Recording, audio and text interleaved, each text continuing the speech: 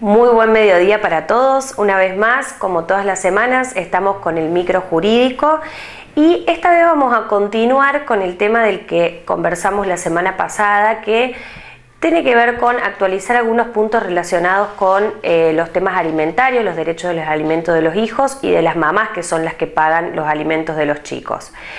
La semana pasada hemos conversado acerca de cuestiones como, por ejemplo, cómo son los criterios actuales de los jueces locales para fijar las cuotas alimentarias, de qué se trata una cuota alimentaria provisoria durante un juicio.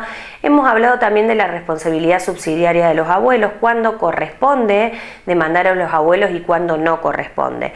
Ahora me quedó pendiente un tema, dos temas diría yo importantes, y que tiene que ver uno de ellos con la cuestión de los alimentos atrasados, y acá la sugerencia. Si yo no envié una carta documento o no inicié una demanda de alimentos, no tengo derecho a reclamar los alimentos atrasados. Es decir, pasa mucho que vienen las mamás y me dicen: yo tengo un nene de 10 años, nunca le reclamé alimentos, no es justo, quiero que me pague todo lo que me debe. No se puede si no tuviste un juicio de alimentos iniciado con anterioridad, que esas cuotas alimentarias no estén prescriptas para poder reclamarlo. A lo mejor vos iniciaste un juicio hace 7 años y ese juicio nunca avanzó, nunca se movió, y vos no vas a poder reclamar las cuotas que estén prescriptas ya. Por eso yo siempre digo, es muy importante, porque las mamás son las que van a representar los derechos de los hijos en los juicios de alimentos, no dejarse estar con este tema y realmente reconocer que los padres tienen la obligación de pagar una cuota alimentaria. El reclamo de la cuota alimentaria, como bien digo, tiene que ser temporáneo para que después no se vuelva injusto. Entonces, no voy a poder reclamar cuotas alimentarias atrasadas, salvo que haya mandado una carta o documento y dentro de esos 6 meses haya iniciado la demanda. Entonces, esa sentencia va a tener efecto retroactivo al día que envíe la carta o documento, o bien voy a poder reclamar alimentos desde el momento que inicié el juicio de alimentos, no para atrás. Este tema es muy importante porque suele ser muy consultado, y cuando van a la oficina les da bronca porque dicen: ¿cómo puede ser? Lo mantuve durante 10 años, pero si no iniciaste nada, yo no puedo hacer nada por eso. Reclamar un daño moral, quizás analizarlo, pero no una cuota alimentaria. El otro tema que quedó pendiente es hablar un poquito de los gastos extraordinarios. Como ustedes saben, no todo en la vida es 2 más 2, o sea, uno puede hacer un cálculo de lo que es una cuota alimentaria en lo que son los rubros básicos, vestimenta, educación, alimentos propiamente dichos, vivienda, pero no así de gastos que puedan ir surgiendo durante el transcurso de la vida del niño y que no pueden ser previstos por esa mamá o por ese papá. Esos gastos extraordinarios suelen ser los gastos de salud. Por ejemplo, yo no puedo adivinar cuándo mi hijo se va a enfermar. Los gastos del inicio de escolaridad, es decir, que se da una sola vez al año. Gastos escolares en general, como por ejemplo viajes escolares, o los gastos que implica, por ejemplo, hacer el cumpleaños de tu hijo.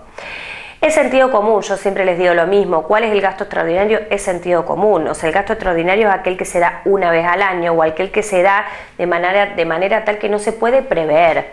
Todo aquello que se pueda prever, yo siempre aconsejo de que esté incluido dentro de la cuota alimentaria que voy a reclamar.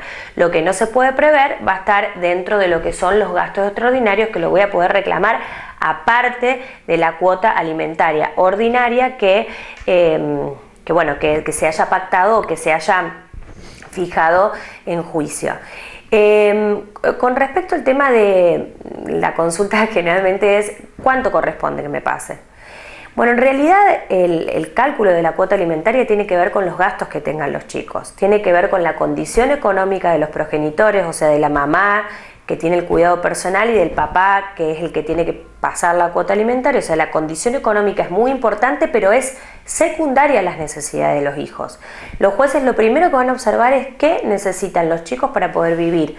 Es decir, si un papá dice: bueno, pero yo no tengo trabajo, bueno, no importa, pero tu hijo come igual, se viste igual, va igual a la escuela. O sea, primero los gastos de los chicos, después la condición económica de los progenitores. Si hay un progenitor que está en mejor condición económica que el otro, bueno, pues entonces por el principio de solidaridad familiar tendrá que hacer un esfuerzo mayor para pasar esa cuota alimentaria. Entonces, estos son en general algunos de los parámetros que se tienen en cuenta, que tenemos en cuenta los abogados antes de hacer un acuerdo de alimentos o eventualmente tener que iniciar un juicio frente a un papá que no que se resiste, digamos, al pago de la cuota que corresponda. Como les digo siempre, cualquier duda que haya al respecto, ustedes ya saben, o le piden mi teléfono a la productora o le dejan su consulta ahí, que si se las puedo contestar, bienvenida sea. Muchísimas gracias. Estudio Jurídico Contable. Asuntos penales, civiles, laborales, jubilaciones, amparos contables y compliance corporativo. Asesoramiento de las abogadas Regina Renaldoni, Silvia Palut, María Belén Lambertucci, Jessica Sacó y la contadora Eliana Dato. Te esperan en Belgrano 712 de Marco Juárez o al teléfono 3472 584 063.